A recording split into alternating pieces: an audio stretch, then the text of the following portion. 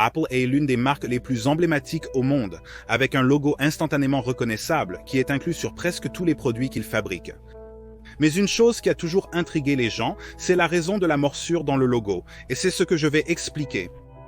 Donc, en 1997, Steve Jobs a fait appel à une agence de publicité pour concevoir un logo simple qui pourrait être imprimé sur leurs ordinateurs, car le logo original dessiné à la main d'Isaac Newton sous un pommier était un peu trop compliqué.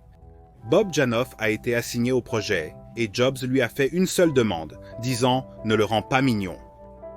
Avec cela en tête, Janoff a commencé à travailler sur le logo. Il a décidé de se concentrer sur l'imagerie d'une pomme plutôt que sur la typographie, ce qui était une approche différente de celle d'autres entreprises informatiques comme International Business Machine et Hewlett-Packard, dont les logos étaient principalement basés sur le texte. Janoff a commencé par une simple silhouette de pomme, avec une feuille sur le dessus.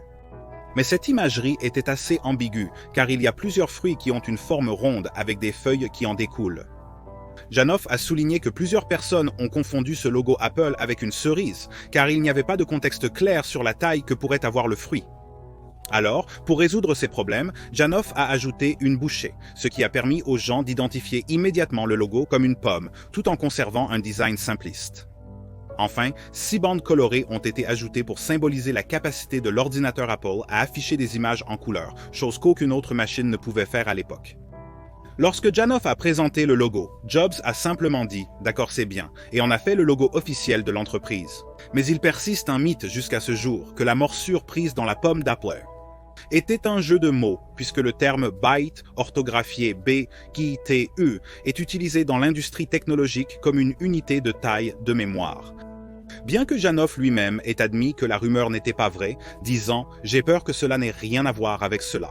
C'est une heureuse coïncidence. Greg d'Apple Explained, merci d'avoir regardé. À la prochaine vidéo.